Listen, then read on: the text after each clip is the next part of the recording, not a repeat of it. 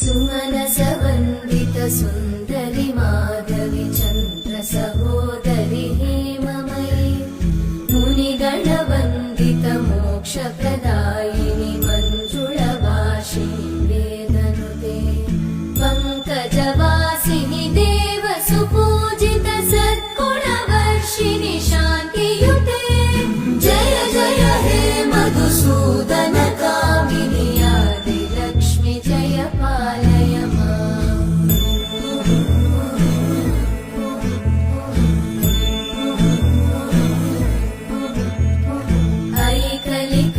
ऐकलिकल्मषनाशिनि कामिनि वैदिकरूपिणि वेदमये क्षीरसमुद्भव